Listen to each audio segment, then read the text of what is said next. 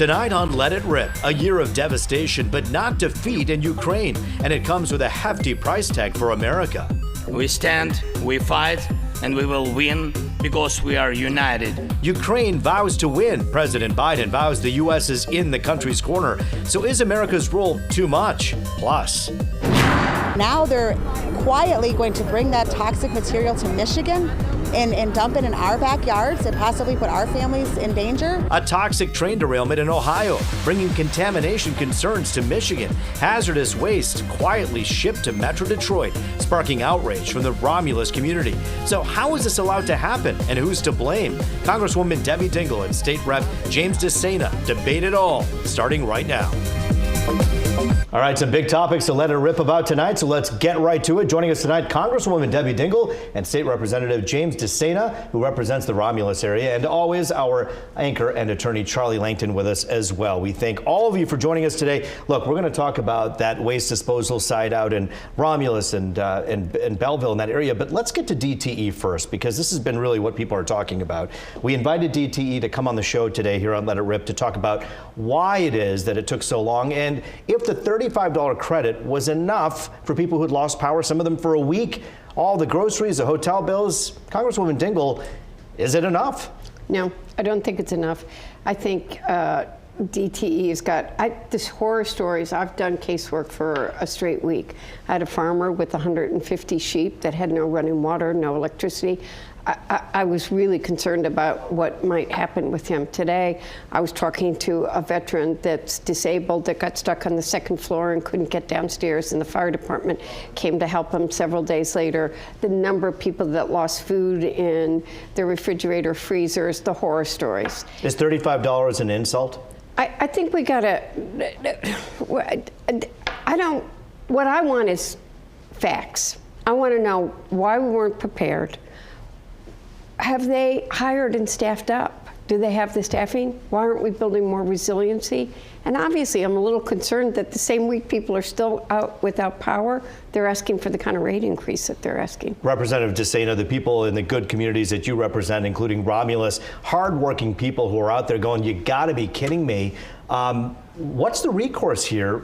As someone who represents these people, what do you plan to do to hold feet to the fire in this case and hope for a better result the next time this happens? Well, I've introduced a bill that if you're out of power for over 48 hours, DTE has to refund 5% of your monthly bill for each day that you are out, a total that you're out of power, so 5% per day.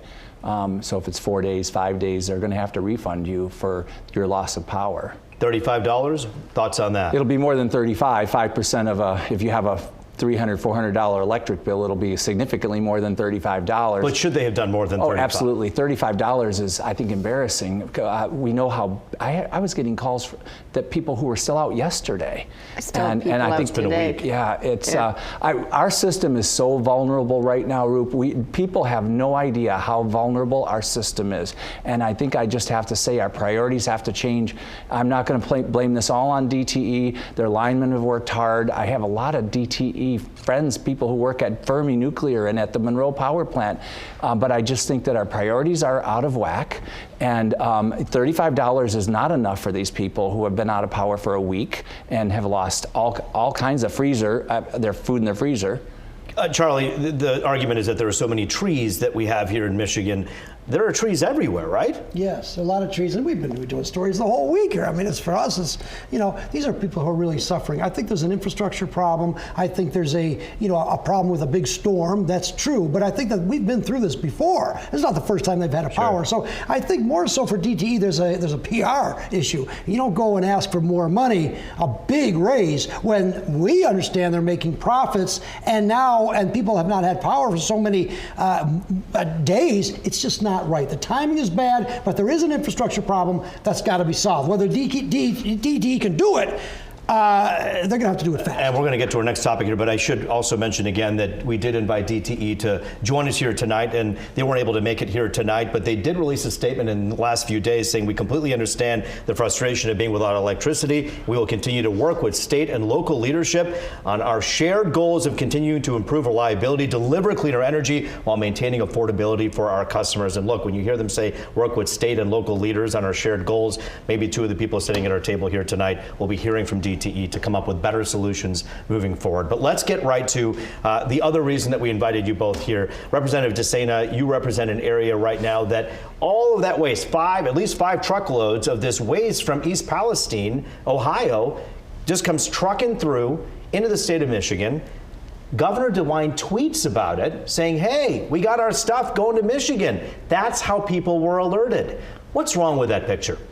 We should have known. That's the biggest thing that's wrong with that picture, and we never should have gotten it in the first place. 300,000 gallons, Roop, and 300 gallons of liquid put into a deep injection well, and I have a big problem with injecting chemicals. This is dioxin. 1 part per billion is harmful or fatal. You look at all the aquatic animals that were killed. It's in the, it's way past 50,000 now. Fish, frogs, ducks, herons. So we know this is dangerous. Why are we injecting chemicals? Even if it's deep, we know these chemicals migrate around the Great Lakes. My residents are deeply concerned about these chemicals coming into the Great Lakes region. I realize this happened in Ohio. Sure. We just feel the liquids should have been disposed in Ohio. There was a well they passed in Vickery, Ohio, that they could have disposed it at. They came to Michigan. This was probably very lucrative, and you may know Republic Services. All 3 locations are owned by Republic, which is owned by Bill Gates. So, well, Congresswoman, you look at what's going on here. And EGLE, which of course is the Michigan Department of Environmental, Great Lakes and Energy, they're the state agency. It turns out that they don't even have authority to refuse some of this stuff or to make an approval on the stuff coming in. Is that a problem? So, I agree with my colleague here, and I'm so glad to see the Republicans joining us. I would like to shut this injection well down. Been, by the way, working against it for 25 years. And I'm not quite sure how it's gotten approved, and it's been fined, and it's up for permitting right now. And I think you're going to see a lot of the local communities see what they can do about it. But people don't pay attention. Toxic waste is going to that site all of the time. It is RCRA approved. This gets really technical, but not Superfund approved, CERCLA. So there will be no more. Now that the chemicals the EPA has taken over the site, you will not see any more going to that Romulus injection well. But I think people need to pay more attention on a regular basis, make their voices heard, and I hope we have a national discussion about whether populated areas should be the sites for toxic waste. I'm having a hard time understanding how the state agency can't prohibit waste from being brought in and disposed of in a place. Isn't that the job of EGLE, the Michigan Department of Environmental? You, the lawyer, talk about it. Wait a minute. Is this stuff dangerous? As I understand it, this stuff is not dangerous. 1 part per billion, Charlie. It's 99% water, 1% toxic waste, and it's pumped down to the. Listen, I don't know. I'm not an engineer. I'm just a lawyer. I don't know this stuff. But to me, if it's dangerous, get them out of here. Keep it in Ohio. But if it's not, they're making money on this thing. Van Buren County, I don't know if Romulus is making money, but listen, some people might argue that these people are part of the solution. How do we get rid of toxic waste? If it's done safely, I have to think that our government understands the safety ramifications. And if it's safe, charge them, and charge them a lot. But Charlie, back in 2006 until 2011, Republic, under a different name, a different ownership, had an issue in which they had a problem with an injection pipe, okay? And they actually closed, they reopened in 2011. The question here is what Congresswoman Dingell brings up. We're not paying enough attention to this, but the issue that I have is, how are we to pay attention? Do we just pay attention to Governor DeWine's Twitter feed to know when the next one's coming in? Who can stop this stuff? And Congresswoman, if the state agency can't stop it, the EPA can. What's wrong with that loophole? EPA took over the site. EPA stopped it on Friday night. So that happened. But here's the reality: the states have control of permitting at this site. So I think people need to hear the voice heard. I hope we're going to have a national discussion. Sheila Jackson Lee from Texas and I are planning on leading it about whether we should have toxic waste stored in populated cities like this. And by the way, Charlie, it's underground. How close is it to all these different water tributaries? To the Great Lakes, 20% I don't know. of the fresh water. Let's have the representative. Contamination. How do we know there's no contamination? The problem is we don't. It's down 3,000 feet, but it migrates. And if you really study the issue, it's moving. And it's in the Mount Simon Sandstone Formation. It's not impermeable rock. It's porous. So that, and it's, Charlie, it's solution by dilution. They're moving it with 90% water, but then it migrates and we don't know where it's going. It might be 10 years, it might be 50 years. One of the sites in the country, the water migrated in 26 hours to the surface. There are problems with deep injection wells. We could talk about it for a long time. 15 states have banned deep injection wells. We should not have deep injection wells in Michigan. I'm here to say I grew up on the Detroit River. I lived downriver my entire life. I was born and raised in Wyandotte. I worked at my family's boat harbor. Water, and I'm sure to the Dingles, I'm happy to be here to agree that they have been very dedicated to water quality throughout the Great Lakes. We should not have deep injection wells in the Great Lakes. Eagles should know this, and they should be shut down. I agree. This is absolutely a function of government. If this stuff's dangerous, if it could seep out to and hurt our waters, get rid of it. No question about it. Who can disagree with that? But obviously the rules as they are in place right now, Eagle cannot prohibit waste from actually being transported. They shut them down now. But the EPA shut them down, not Eagle. The state cannot do that. Because it's not certified. They didn't shut them down. I want to make that clear. EPA said you're not going to transport it to that site. They're not taking any more because stuff. The feds came in, the state didn't? Well, some governmental agency, that's the problem. But the state, there's too much uncertainty. And I think people need to hear their voices heard. Quite frankly, I shared this with Jim, that this is up to have its permit extended. There was a public notice. I never saw the public notice, he didn't. The public hearing comment closed and nobody said anything because we don't pay attention until there's a crisis. What responsibility does Governor DeWine have, even if it just be a courtesy obligation, to call the governor of the state of Michigan and say, hey, just so you know, I'm about to tweet about this. We got 5 or 15 trucks coming your way with waste in it that the whole world knows about. Absolutely, 100%. We should have known. We should have had a heads up. I talked to the mayor of Romulus. He was caught by surprise. It's his city. And when I called him, I said, I understand they're bringing in dioxin. People know what dioxin is. It's bad stuff. And it doesn't stay. Do you know how these injection wells work? The water goes down into the sandstone and it disperses. So we are potentially putting hundreds upon millions of gallons of toxic water down into the rock and hoping it stays there, and the proof is that it doesn't. You do have one problem that is a partisan issue. It's with the governor of the state of Michigan. You say that Governor Whitmer should not be awarding a $15 million bailout or federal contract or whatever you want to call it, corporate welfare to Norfolk Southern. And that's right now part of a package. That needs to be stopped, you say? Yes, I don't tie the two together. I mean, Norfolk Southern, this accident that happened in Ohio, really doesn't have anything to do with that. I'm not a big believer in giving money to a private company. Norfolk Southern is the same railroad that had the accident in Ohio and the same railroad the governor is trying to give $15 million to in Marshall, Michigan for some rail extensions and rail improvement. I think they should do that. Congresswoman, would you agree with that perhaps $15 million shouldn't be handed over to a company that right now had 2 accidents, one in our state, one in our neighboring? It had a derailment in Van Buren. I did not study this legislation. I know that we're competing with other states in terms of economic development. I have a lot of questions, but I want to say that this got approved under, right now we are totally bipartisan and we need to be. People fought this well for years. Yeah, 30 and years. It was John Engler's Eagle that gave it the approval. And once something gets approval, this ended up in the Ingham courts. It was down for 5 years. It was in a holding company. EDS went out of business. It went bankrupt. It was in a holding company. Republic took it over, and we probably had an opportunity to stop it right then and there. I just came into office, and when I heard that they were bringing potentially 1 million gallons of dioxin, watered down dioxin, to Michigan, I'm like, why Michigan? My first question was, why Michigan? Why are we coming to Michigan, the Great Lakes state? We have the most fresh, 9/10 of the fresh surface water. The whole country is going to be depending on our Great Lakes at some point if some of the contamination around the world and around the country continues. It's sacred ground. It's good water. It's our stuff. We should protect it. And I believe the Michigan Department of Environmental, Great Lakes and Energy has a moral responsibility to have a stronger hand in the way these things are handled. And I hope you'll agree. They should be completely on top of this. And we should know that when you have an accident that like the accident that happened in Ohio where they burned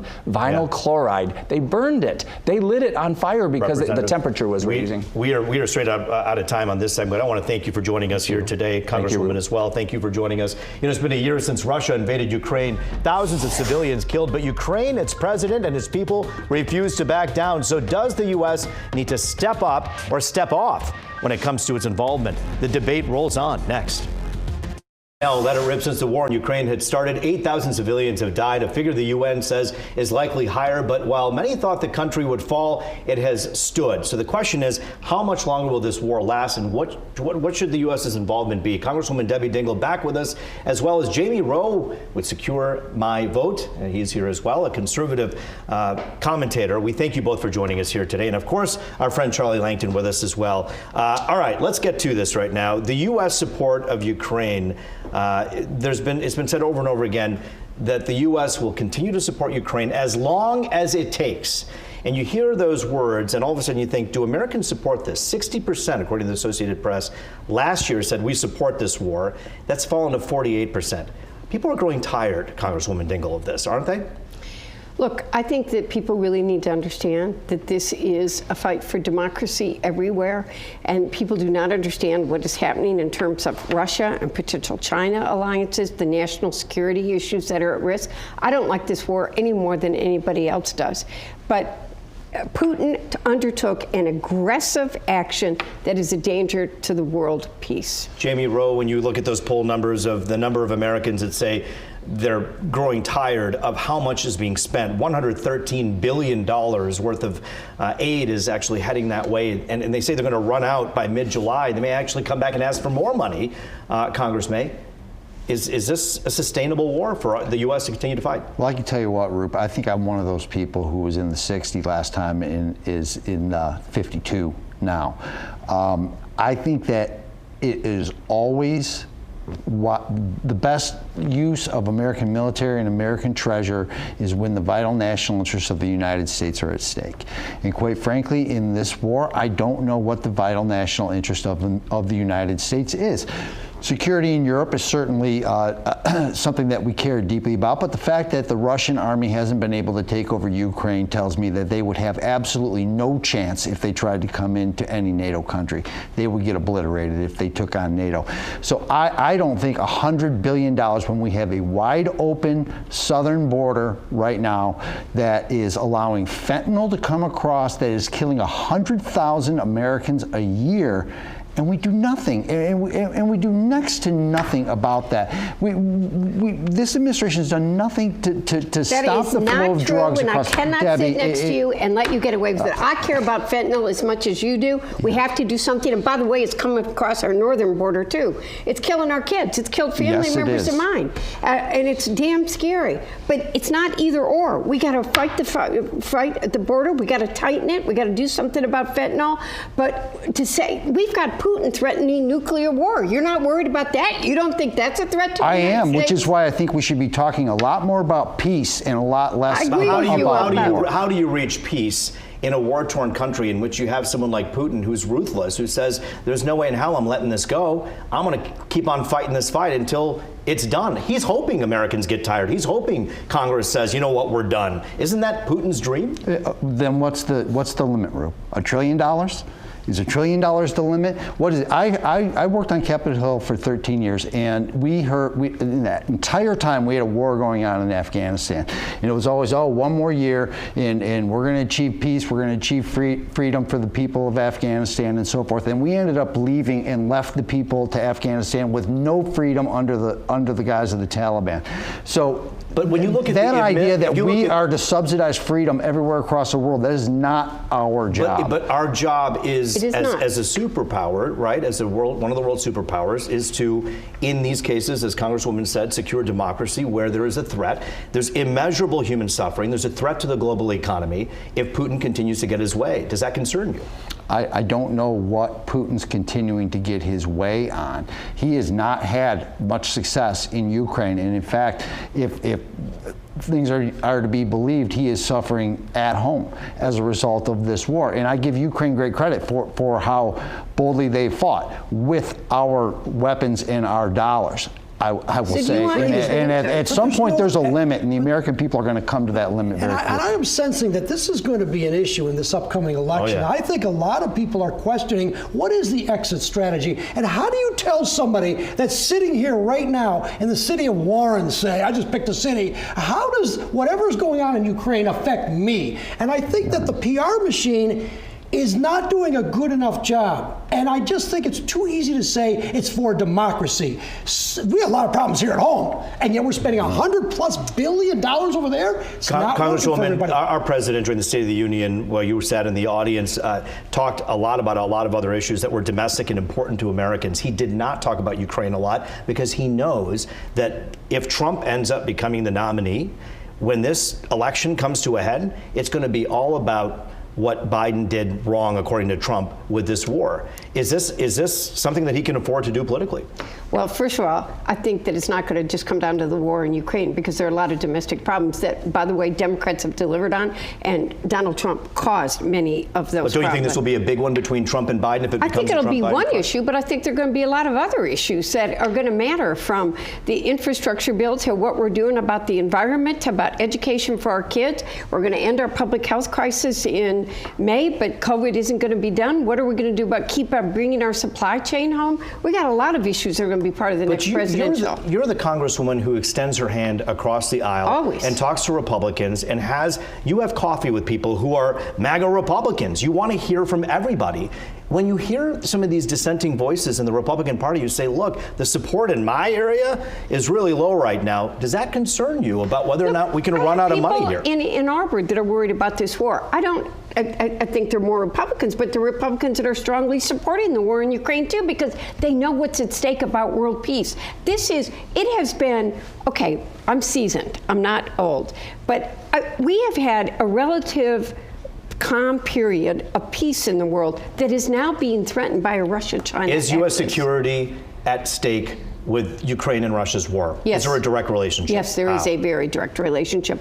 The fact that Putin is threatening nuclear war, when you look at what he's trying to do to the oil supply, what we're looking at, oil, by the way, has become too much of a weapon in the arsenal of trying to cause economic disruption. Which is why we should drill at home. Well, Jamie, but oil aside, when you take a look at the instability and you talk about Putin's threats and now the alliance with China that seems to be growing stronger, that doesn't worry you about the global security in terms of U.S.'s security as well here at home? It worries me greatly when we had the administration the other day threatening China that if they supply arms to Russia, that it will give serious consequences to the U.S.-China relationship. And I'll remind everybody, we have sold our soul now to this battery technology, 90% of which are minerals that come processed from China, that we cannot produce batteries unless we trade with China. President Joe Biden stood firm against China in his statement, many people who are Democrats would say, or Republicans would say, he needs to be stronger. And now he's putting his fist down saying, we're not going to stand for this. What's wrong with that?